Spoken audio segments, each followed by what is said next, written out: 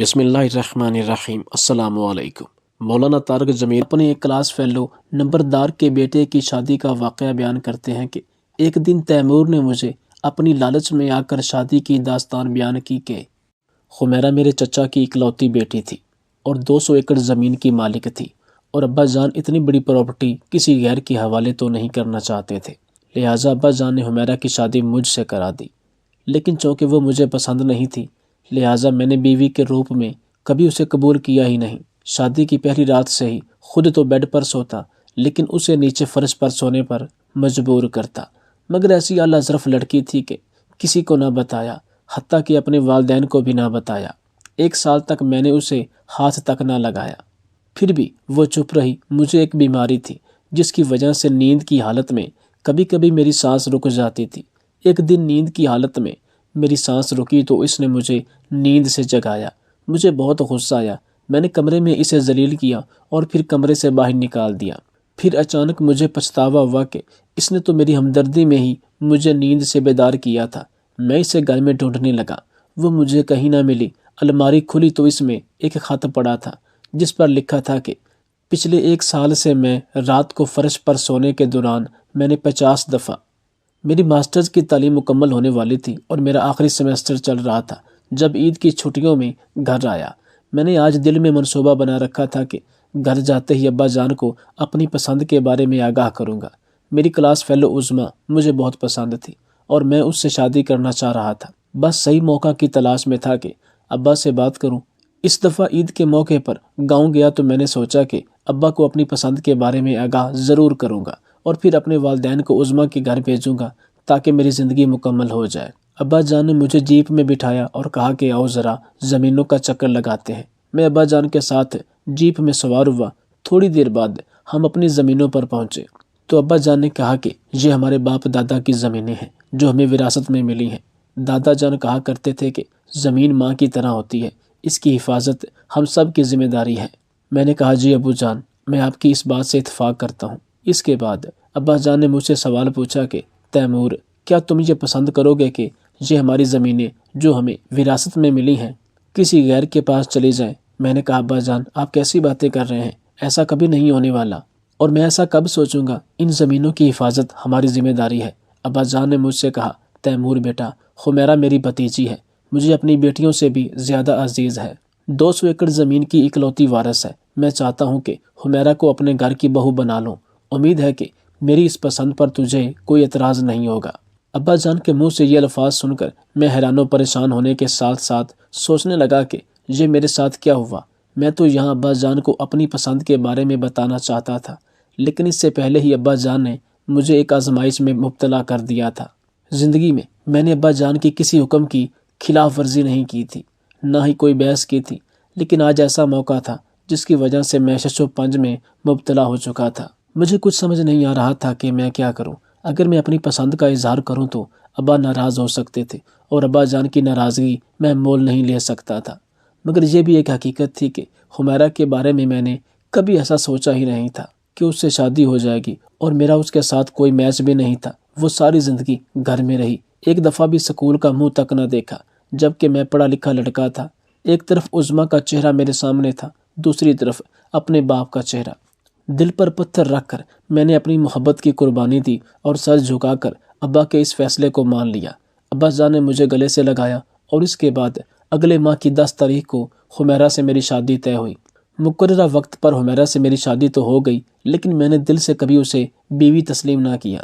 میں نے دل میں منصوبہ بنا رکھا تھا کہ جب میں اس سے بیوی والا کوئی تعلق ہی نہیں رکھوں گا اور تنگ کروں گا تو خود بخود گھر سے چلی جائے گی۔ شادی کی پہلی رات ہی میں نے خمیرہ کو منہ دکھائی میں یہ بات کہی کہ میں اپنے باپ کی وجہ سے تم سے شادی کر رہا ہوں، مگر میں نے دل سے تجھے اپنی بیوی تسلیم نہیں کیا۔ خود بیڈ پر سوتا اور اسے نیچے فرش پر سونے پر مجبور کرتا، مگر اس کے باوجود وہ بہت اعلیٰ ظرف لڑکی تھی۔ اس نے میری یہ بات کسی کو نہ بتائی۔ مجھے یقین تھا کہ گھر جا کر اپنی ماں بہنوں کو اس حرکت کے بارے میں ضرور بتائے گی، اور جو باتیں میں نے اس سے کہیں وہ ان سے کہے گی، لیکن اس نے ایسا کچھ نہ کیا۔ اس کا ثبوت یہ ہے کہ میرا چچا بہت سخت آدمی ہے اور اپنی بیٹی سے بے پناہ محبت کرتا ہے۔ اگر وہ اپنے باپ کو بتاتی تو دوسرے دن ہی میرا چچا ادھر آ کر ہنگامہ کھڑا کر دیتا۔ لیکن چچا نے ایسا نہ کیا۔ یہ اس بات کا ثبوت ہے کہ حمیرہ نے گھر جا کر میری شکایت نہ کی۔ میری ان تمام زیادتیوں کے باوجود اس نے ایک اچھی بیوی بننے کی کوشش کی۔ جب بھی اسے محسوس ہوتا میرا چائے پینے کا موڈ بن رہا ہے تو خود بخود کچن میں جا کر میرے لیے چائے بناتی۔ اسے یہ بھی معلوم تھا کہ میں کون سے دن کون سے شرٹ پہنتا ہوں اور جوتوں کے بارے میں بھی پوری معلومات تھی۔ میرے پسند کے کھانوں کے بارے میں بھی اسے علم ہو چکا تھا۔ وہ روایتی بیوی والے سارے فرائض نبھا رہی تھی، جبکہ میں مسلسل اسے اگنور کر رہا تھا۔ اس پر روایتی شوہروں والا حکم تو نہیں چلا رہا تھا، میرا فلاں کام کرو، یہ کام کرو، لیکن اس کے باوجود وہ خود بخود میرے سارے کام کر رہی تھی۔ مگر ان تمام باتوں کے باوجود میں نے کبھی اسے دل سے تسلیم نہیں کیا۔ وہ گاؤں کی تھی جبکہ میں شہر میں پلا بڑھا تھا۔ وہ خوبصورت تھی، لیکن خوبصورتی سے زیادہ اعتماد مجھے پسند تھا، جو کہ اس میں بالکل نہیں تھا۔ ہمیشہ آنکھیں جھکا کر چلنا، ملازموں کی طرح میرے سارے کام کرنا، حالانکہ وہ مجھ سے بڑی ذمہ دار تھی، کیونکہ وہ اپنی باپ کی اکلوتی اولاد تھی اور 200 ایکڑ کی اکیلی وارث، جبکہ ہم دونوں بھائی تھے اور میرے حصے میں 100 ایکڑ آ رہا تھا۔ ایک دن میں صبح نہا کر کنگھی کر کے نیچے آیا تو وہ ناشتہ بنانے لگی۔ میں یوں ہی اخبار پڑھنے میں مصروف تھا۔ آج چھٹی کا دن تھا، دماغ تھوڑا فریش تھا۔ اخبار پڑھنے کا مجھے ویسے شوق نہیں تھا، بس یوں ہی وقت گزارنے کے لیے ہیڈ لائن پڑھ رہا تھا۔ میری عادت تھی کہ میں چھٹی کا دن ہمیشہ گھر میں گزارتا تاکہ ماں باپ کو ٹائم دے سکوں۔ ویسے تو میں نے دل میں یہی منصوبے بنا رکھے تھے کہ شادی کے بعد اپنی ہونے والی بیوی کے ساتھ چھٹی کے دن گزاروں گا، اسے کہیں گھمانے لے جاؤں گا، لیکن میرے تو سارے خواب چکنا چور ہو چکے تھے۔ حمیرہ کے ساتھ ایسا کرنا ممکن ہی نہیں تھا۔ اخبار پڑھتے ہوئے مجھے محسوس ہوا کہ مجھے کوئی دیکھ رہا ہے۔ میں نے ادھر ادھر نظریں دوڑائیں، لیکن کوئی نظر نہ آیا اور میں دوبارہ اخبار پڑھنے میں مصروف ہو گیا۔ دوبارہ مجھے یوں محسوس ہوا کہ کوئی مجھے دیکھ رہا ہے۔ اس دفعہ میں نے جلدی سے پیچھے دیکھا تو حمیرہ مجھے کچن کی کھڑکی سے دیکھ رہی تھی، لیکن میرے دیکھتے ہی وہ دوبارہ کام میں مصروف ہو گئی۔ اس کی چوری پکڑی جا چکی تھی۔ مجھے بہت عجیب سا لگا۔ جس لڑکی کو میں اتنا اگنور کرتا ہوں، اس کا خیال نہیں رکھتا، اسے اپنے ساتھ بیڈ پر سونے کے لیے منع کرتا ہوں، لیکن اس کے باوجود وہ مجھ میں دلچسپی لے رہی تھی، میرا خیال کرتی تھی۔ وہ اکثر ہی میری طرف دیکھ کر گھورتی رہتی، لیکن میرے دیکھنے پر منہ موڑ لیتی۔ ایک دفعہ تو میں گہری نیند میں تھا، لیکن جب میری آنکھ کھلی تو وہ اوپر دیکھ رہی تھی۔ مجھے بہت عجیب لگا۔ کیا وہ ہمیشہ سے ایسے کرتی ہے یا پھر شادی کے بعد ایسی ہو گئی ہے؟ اس کے بارے میں نہیں جانتا تھا، مگر ایک بات جو میں نے محسوس کی کہ دن بدن اس میں تبدیلی آ رہی تھی۔ وہ کپڑوں کی سلیکشن کے بارے میں محتاط ہو رہی تھی۔ ایک دن وہ میرے لیے چائے بنا کر آئی تو میں نے اس کی آنکھوں میں دیکھا وہ کچھ کہنا چاہ رہی تھی، لیکن کہہ نہیں پا رہی تھی۔ میں نے اس کی طرف دیکھ کر کہا کہ آپ کو کچھ کہنا ہے؟ وہ کہنے لگی کہ نہیں، کچھ نہیں کہنا۔ پھر جاتے وقت اچانک واپس مڑی اور کہا کہ آج موسم اچھا ہے، چھٹی کا دن بھی ہے، تو میرے دل میں آیا ہے کہ کہیں گھومنے چلیں۔ اس کی یہ بات سن کر میں حیران ہوا اور اس کی طرف دیکھ کر کہا کہ کیا کہا؟ میں تمہارے ساتھ سونا پسند نہیں کرتا تو گھومنے کیسے چلا جاؤں گا؟ بڑی عجیب لڑکی ہو، چھوٹی سی بات کو نہیں سمجھ سکتی کہ میں نے اپنے باپ کی وجہ سے تجھ سے شادی کی ہے، ورنہ میرا کوئی ایسا ارادہ نہیں تھا۔ وہ کہنے لگی اگر شادی کر ہی لی تو نبھانے کی کوشش بھی کر لیں۔ میں نے کہا میرے پاس فضول باتوں کا وقت نہیں، پھر بغیر چائے پیے وہاں سے باہر چلا گیا۔ پھر لان میں آ کر ٹی وی دیکھنے لگا۔ حمیرہ بیچاری واپس اپنے کمرے میں چلی گئی۔ میں دل میں سوچنے لگا کہ وہ بیچاری کمرے میں رو رہی ہوگی۔ میرے دل میں آیا کہ جا کر چیک کر لینا چاہیے۔ جب کمرے میں گیا تو وہاں وہ موجود نہیں تھی۔ اس کے بعد میں نے اسے کچن میں جھانکا، ادھر بھی نہیں تھی۔ ڈھونڈتا ہوا آخر ایک کونے والے کمرے میں گیا تو وہ رو رہی تھی۔ میں نے غور کیا کہ وہ اپنے آپ سے روتے ہوئے باتیں کر رہی تھی، روتے ہوئے کہہ رہی تھی کہ یا اللہ، میں یہ کس آزمائش میں پھنس گئی ہوں۔ میں اپنے خاندان کے ایک ایک فرد سے محبت کرتی ہوں۔ تیمور بھی ہمارے خاندان میں سے ہے، اپنا خون معلوم ہوتا ہے، اس سے بھی مجھے محبت ہے، لیکن اس کے رویے کی وجہ سے میں بہت پریشان ہوں۔ یا اللہ، اس کے دل میں میرے لیے رحم ڈال دے۔ میں اسے آگے نہ رک پایا کہ کہیں میرا دل اس لڑکی کی وجہ سے نرم نہ ہو جائے، کیونکہ میں ایسا ہرگز نہیں چاہتا تھا۔ میں نے تو آج تک اسے اپنے دل میں جگہ نہیں دی۔ میں اس انتظار میں تھا کہ میرے اس رویے سے تنگ ہو کر آخر وہ گھر چھوڑ کر چلی جائے، اور مجھے اس بات کی امید تھی۔ ابا جان نے محسوس کیا کہ شادی کے بعد میں حمیرہ کو لے کر کہیں نہیں گیا، نہ ہی اسے گھمانے لے گیا۔ آج ابا جان نے مجھ سے کہا کہ کل حمیرہ کے ساتھ شہر چلا جاؤں، کچھ دن ادھر رہوں، وہاں اپنا گھر ہے۔ میں نے دل میں سوچا کہ ابا جان نے مجھے کس آزمائش میں ڈال دیا۔ شہر میں بھی ہمارا ایک گھر تھا۔ میں حمیرہ کو شہر کی طرف لے کر روانہ ہوا۔ ابا جان نے 2 دن قیام کرنے کا حکم دیا تھا، اور 2 دن مجھے بہت بھاری محسوس ہو رہے تھے، مگر شہر جا کر میں نے دل میں سوچا کہ اب آ ہی گیا ہوں تو اس لڑکی سے اپنا رویہ کچھ درست کر لوں۔ یوں مسلسل خاموشی اچھی نہیں، عجیب لگتا ہے کہ ایک بندی آپ کے ساتھ ہے اور آپ اسے بات تک نہیں کر رہے۔ رہائش پر میں نے اسے کہا کہ کپڑے تبدیل کر لو، ہم ہوٹل میں کھانا کھانے جا رہے ہیں۔ میری یہ بات سن کر اس کی آنکھوں میں چمک پیدا ہوئی۔ پہلی دفعہ میں نے اس کے چہرے پر اتنی خوشی محسوس کی، اور اس کے بعد اپنے دل کو بھی سکون ملا، ایسا سکون جو میں چاہتا تھا، لیکن اس لحاظ سے نہیں چاہتا تھا کہ حمیرہ میرے ساتھ ہو۔ میں تو عظمیٰ کے ساتھ اپنی زندگی گزارنا چاہتا تھا، ایک ایک لمحہ اس کے نام کرنا چاہتا تھا، رات کو سڑک کے کنارے اس کا ہاتھ پکڑ کر چلنا چاہتا تھا۔ مگر حمیرہ تو ایسی نہیں تھی، وہ میرے ٹائپ کی تھی ہی نہیں۔ ایسے محسوس ہوتا تھا جیسے وہ میری نوکرانی ہو اور میں اس کا مالک۔ مجھے اس قسم کا رشتہ بالکل پسند نہیں تھا۔ میں تو میاں بیوی میں محبت کا قائل تھا۔ میں اس بات کا قائل تھا کہ میاں بیوی فری گپ شپ کریں، ایک دوسرے کو تنگ کریں، پھر منائیں۔ خیر، اس کے بعد ہم ایک ہوٹل میں کھانا کھانے گئے۔ حمیرہ نے شہر کے لحاظ سے اچھے سے کپڑے زیب تن کیے ہوئے تھے۔ ایک دفعہ یوں ہی استری کرتے وقت اس نے میری پسندیدہ شرٹ جلا دی اور پھر رونا شروع کیا، حالانکہ وہ آسانی سے میری اس شرٹ کو چھپا سکتی تھی، کیونکہ میرے پاس درجنوں شرٹیں تھیں اور مجھے یہ بات یاد نہیں ہوتی تھی کون سی شرٹ کہاں ہے۔ میں نے رونے کی وجہ پوچھی تو کہنے لگی کہ مجھ سے شرٹ جل گئی۔ مجھے غصہ تو بہت آیا، لیکن میں نے کہا ٹھیک ہے، کوئی مسئلہ نہیں۔ کبھی کبھی میں حیران ہوتا تھا کہ حمیرہ کس قسم کی لڑکی ہے۔ ادھر شہر میں لڑکیاں اپنے شوہر سے ہر وقت کوئی نہ کوئی فرمائش کرتی رہتی ہیں، لیکن آج شادی کو 1 سال ہونے والا تھا، اس نے مجھ سے کسی قسم کی کوئی فرمائش کا اظہار نہ کیا۔ صبح اٹھ کر نماز ادا کرتی، 5 وقت کی نماز پڑھتی، اس کے علاوہ قرآن مجید کی تلاوت بھی کرتی۔ ادھر شہر میں بھی اس نے فرش پر ایک کپڑا بچھایا اور سونے لگی، کیونکہ اسے معلوم تھا کہ میں اسے اپنے بیڈ پر نہیں سونے دوں گا۔ ایک رات میں سو رہا تھا کہ سیدھا سونے کی وجہ سے میری سانس رک کر آ رہی تھی۔ میرے دوست بھی کالج کے زمانے میں یہی بتاتے تھے۔ میرے والدین کو بھی میری اس بیماری کا پتہ تھا کہ سیدھا سونے کی وجہ سے میری سانس میں رکاوٹ پیدا ہو جاتی ہے، مگر حمیرہ کو کسی نے نہیں بتایا تھا۔ اسے محسوس ہوا تو اس نے مجھے نیند سے بیدار کرنا چاہا۔ یہ صبح کا وقت تھا۔ میں نے جب دیکھا کہ وہ اپنے ہاتھوں سے مجھے نیند سے بیدار کر رہی ہے، مجھے شدید غصہ آیا۔ میں نے حمیرہ سے کہا کہ تمہاری جرت کیسے ہوئی مجھے ٹچ کرنے کی؟ میں نے تجھے منع کیا تھا کہ میرے قریب مت آنا اور مجھ سے فاصلہ رکھنا۔ آج تم نے مجھے چھو لیا۔ تم سمجھتی کیا ہو اپنے آپ کو؟ جب میں نے تم سے کئی بار کہا کہ میں نے دل سے تجھے بیوی ہی تسلیم نہیں کیا تو کیوں بار بار مجھے تنگ کرتی ہو؟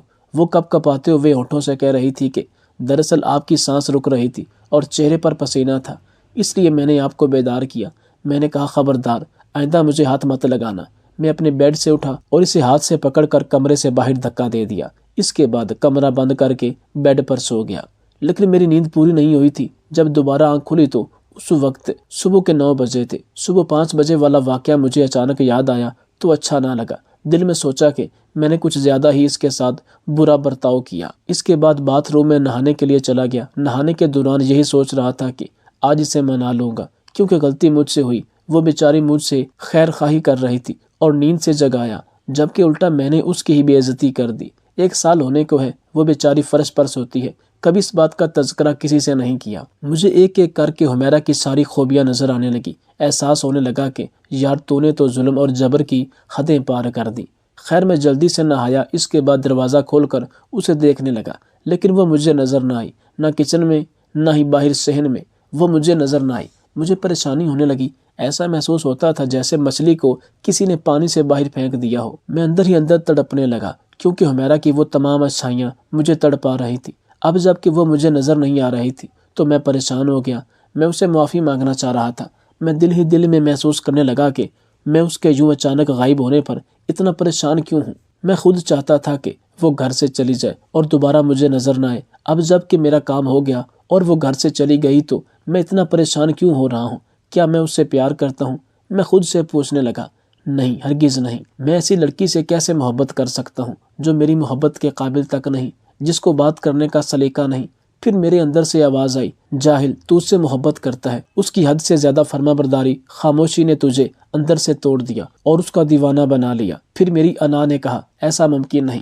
ایک ایک کر کے ساری اس کی اچھی باتیں یاد آئیں، کیسے وہ فرش پر بستر بچھا کر سو جاتی، سوتے ہوئے بھی میری طرف دیکھتی، کس طرح وہ باورچی خانے کی کھڑکی سے مجھے گھور رہی تھی۔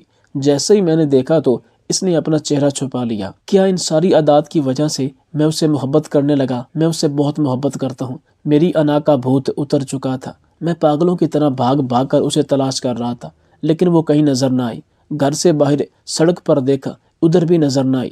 مجھے اس بات کی پریشانی تھی کہ ابا جان کو کیا جواب دوں گا، لیکن اس سے زیادہ پریشانی اس بات کی وجہ سے تھی کہ میں اسے کھو نہ دوں، میری وجہ سے وہ مصیبت میں نہ پھنس جائے۔ میں باہر سڑک پر گیا، ادھر بھی مجھے نظر نہ آئی۔ گاڑی نکالی، شہر کا چپا چپا چھان مارا، بس کے اڈوں پر گیا کہ شاید کہیں مجھے نظر آئے، لیکن وہ کہیں نہ ملی تو سوچا کہ شاید کسی بس پر سوار ہو کر گاؤں واپس چلی گئی ہے۔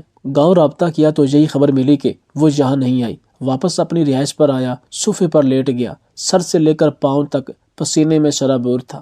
حمیرہ کی ایک ایک اچھائی مجھے یاد آ رہی تھی اور میں رو رہا تھا۔ کیا اس سے بھی بہتر بیوی مجھے مل سکتی ہے؟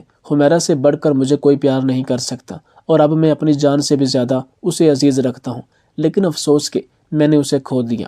پتہ نہیں وہ کہاں ہے، خدا نہ کرے کسی مصیبت میں ہو یا دل برداشتہ ہو کر اور میرے ظلم سے تنگ آ کر اس نے اپنی زندگی ہی نہ ختم کر لی ہو، نہر میں چھلانگ نہ لگا دی ہو۔